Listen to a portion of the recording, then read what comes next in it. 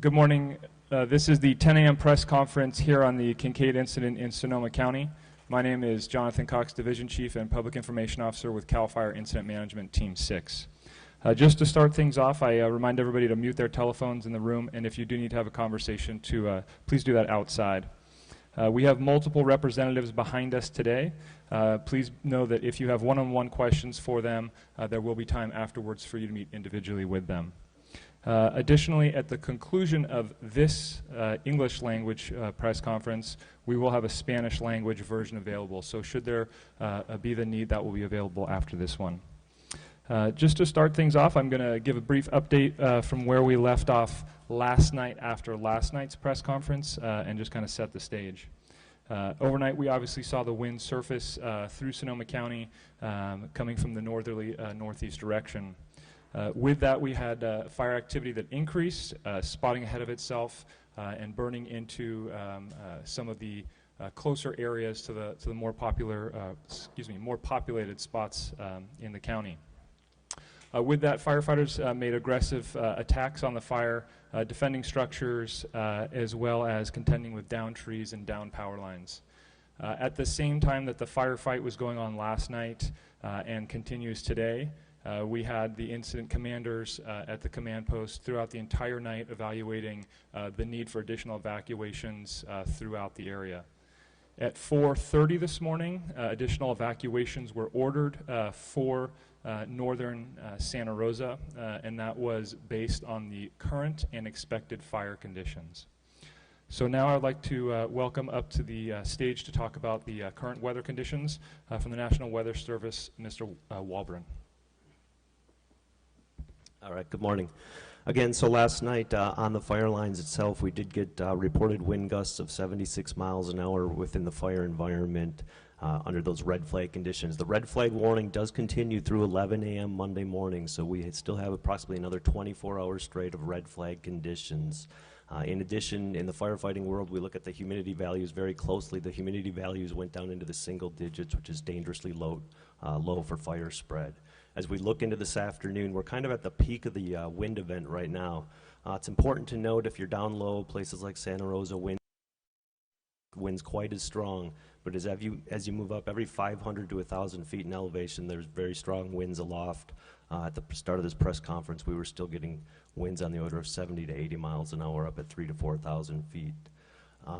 So we still have another good 24 hours or so of dangerous red flag conditions. Things will improve as we head into Monday and Tuesday, but we need to be resilient as we look at, we have another north wind event or another dry event that's going to impact the region Tuesday night into Wednesday. Thank you. Speaking next from Incident Management Team 6 will be our Fire Behavior Analyst, Steve Vollmer. Good morning. Last night we saw an increase in fire behavior due to the winds that came through that the meteorologist spoke of. Those winds pushed that fire down into the 126 corridor and down into those communities.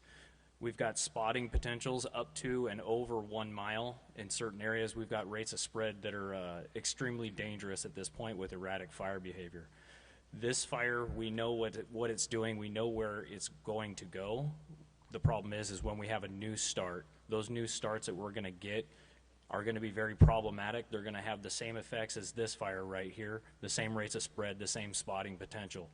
If anything does start on the opposite side of 101, the west side, that area hasn't seen any fire history since the 1940s. So the fuels in that area are extremely dense, they're extremely old and decadent, and they're extremely dry. So we're currently modeling all of the fire behavior potentials that we can have for this fire that we've got, the Kincade, as well as for other areas in the surrounding location that could be potential problems. Thank you. Now we are going to introduce one of the incident commanders, Mike Blankenheim, behind me. He's going to give you a quick update of the current status of where the fire is, so you'll be behind me on the map. Chief Blankenheim.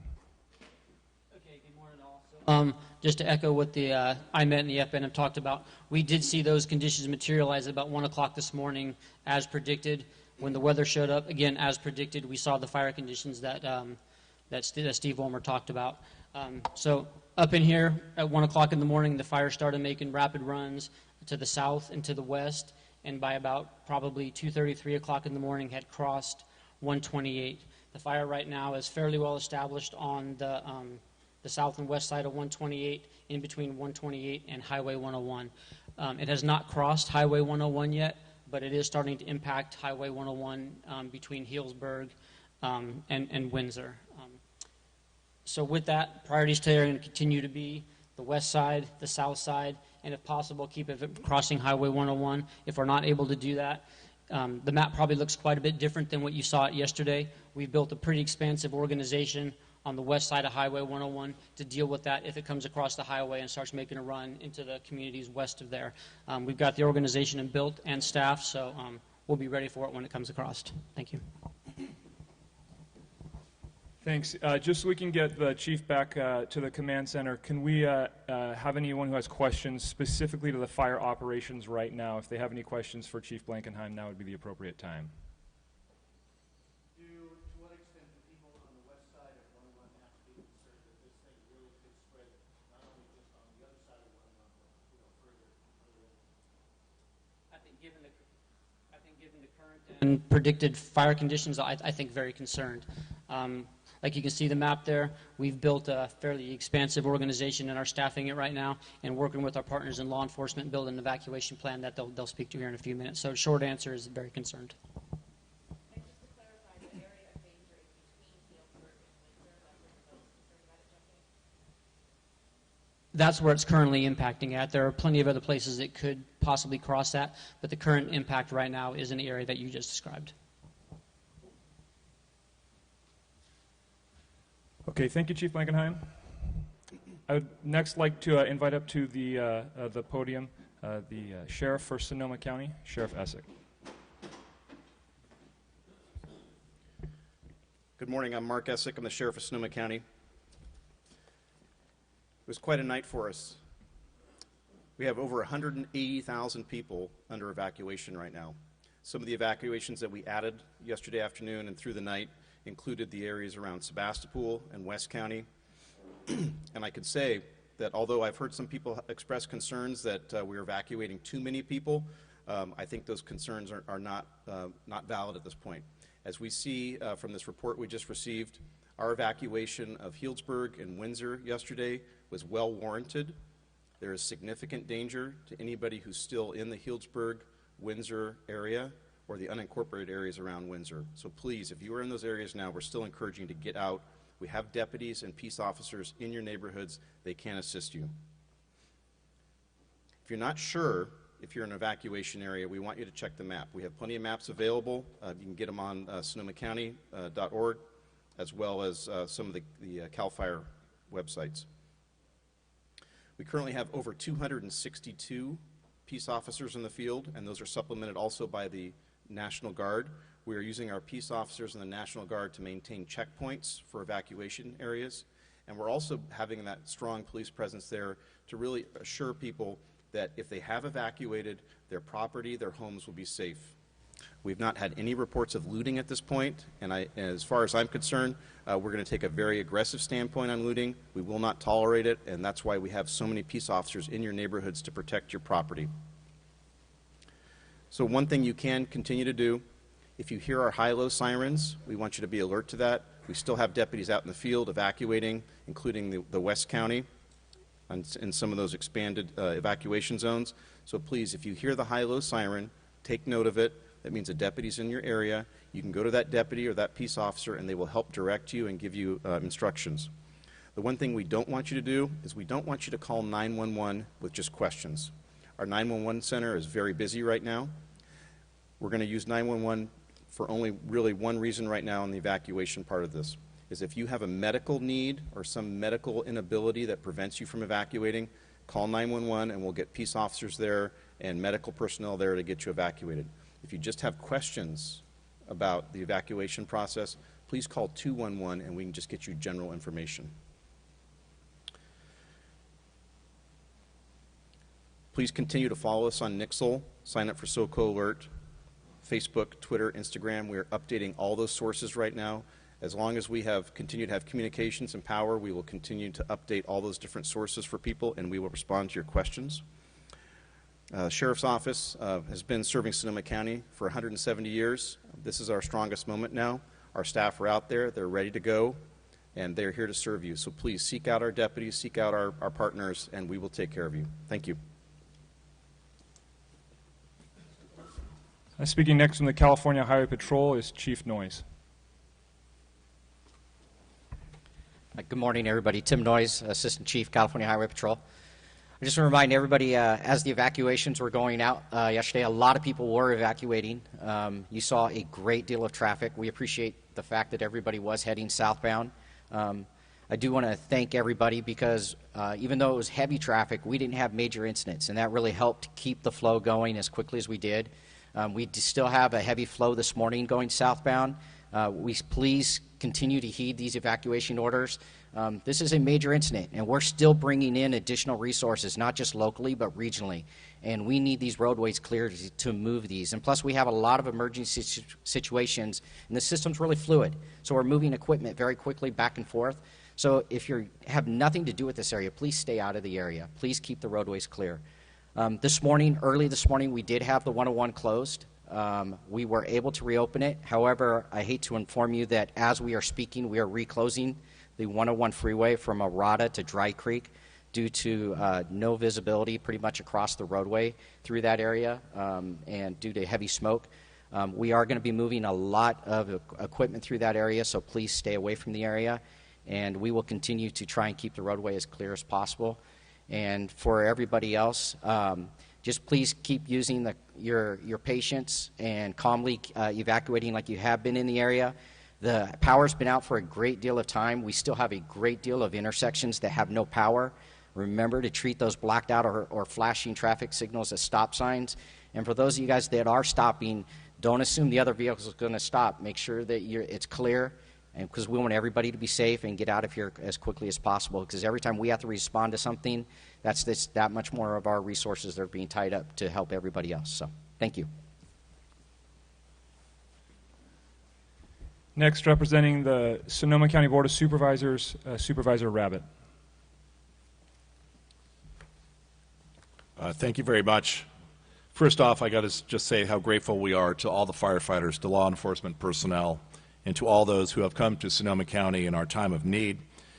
We know last night, in spite of our obvious concerns going forward, could have been much worse without the battle fought by the firefighters out there. It was a full court press they put on last night, and that remains the case as we speak. We know there are more resources coming to our aid here in Sonoma County. We know we are not out of the woods, and the wind conditions that were ferocious continued even today, as you heard, and the red flag warning remains in effect. We ask everyone to stay out of the evacuated areas. We ask everyone to stay off the roads as well. We ask everyone to take care of themselves, take care of your family, your neighbors. Public safety is our highest priority. There are new evacuation centers being set up as we speak. I can tell you that Napa Valley College is an evacuation center now. Crosswalk Community Church over in Napa also has facilities. The Marin County Fairgrounds is also open to residents of Sonoma County who are evacuating. And lastly, the Alameda County Fairgrounds is another spot where you can take large animals. So thank you for that. Again, public safety is our #1 concern. We need to let the firefighters be able to do their job. We appreciate the orderly evacuation that took place and the great job by the sheriff, but we need to stay safe. We need to stay vigilant. We need to make sure that you are signed up for alerts as we go forward. And I would recommend that you look at socoemergency.org, S-O-C-O emergency.org, for the latest on evacuations and other emergency news from the County of Sonoma. And I also want to say thank you to all of our state partners as we ramp up more and more shelters with the number of people that have been evacuated. The cooperation, the collaboration has been nothing short of wonderful. So thank you very much. Thank you. In regards to the evacuation zones, the map you see behind me, the live fire map that many of you are streaming, does have the most current evacuations in Sonoma County. That includes zones 1, 2, 3, 4, 5, 6, 7, 8, 9, and 10. Those are all currently under evacuation, and that is showing on the map. Moving forward, we ask everybody in the area of northern Sonoma County, if they are not in an evacuation area, to obviously have a plan. That includes what things they might need, such as paperwork, pills, pets, documents, and photos, should we need to expand evacuation orders into other areas. That is probably the single most important thing people can do right now if they are outside of an evacuation zone currently. We have 3,000 plus firefighters now out on the line. That includes a significant number of air resources. Air resources will be out there throughout the day. We have an air attack officer at higher elevation who's bringing in aircraft when the targets of opportunity present themselves within the realms of wind speed and visibility.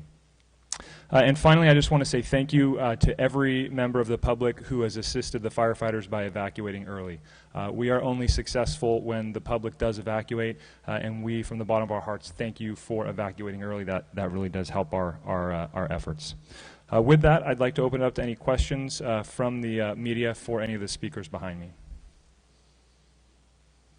Can you repeat what area, you talked about in the 1940s was the last time it burned. Can you repeat exactly what area that was? Sure. Are you talking about the Hanley fire or a different fire? Well, you said back in the 1940s was the last time this one area burned, and if the fire moves towards that direction, then obviously there's a lot of fuel there. I don't remember who it was.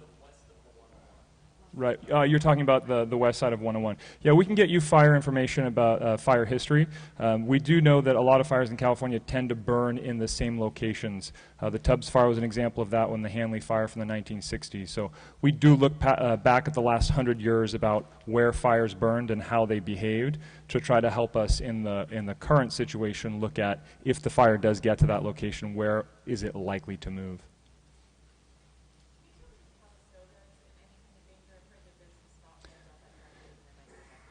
So that's a great question. We're talking about Napa County and in Calistoga. Our liaisons and our law liaisons and all of our incident commanders are currently working with the surrounding counties, Lake County, Napa County. Specific to Napa County, I do know that they are working on looking at what the potential impact is on there, and if and when that decision is made, it will be broadcast.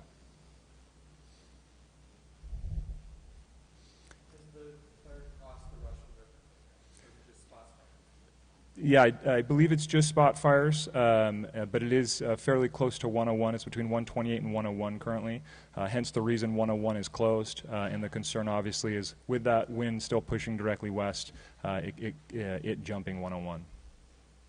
Talk about the area around Pitch Mountain. I understand there's some of the fire around there, and if the visibility is bad in terms of trying to get the assessment on that particular spot.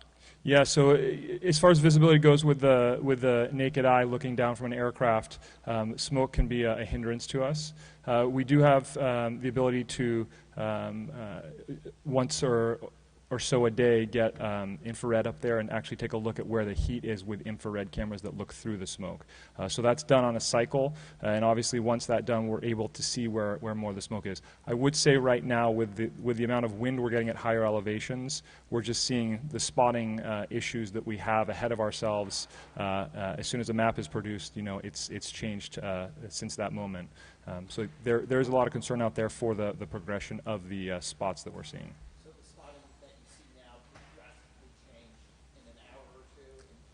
Absolutely, yep.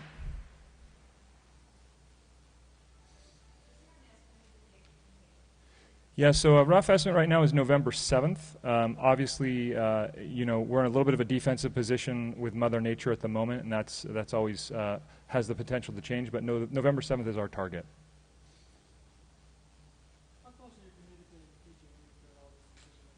Yeah, so we have a whole liaison shop on the incident command team, and those liaison officers specifically work with other stakeholders external to the actual incident itself. So utilities is a part of that.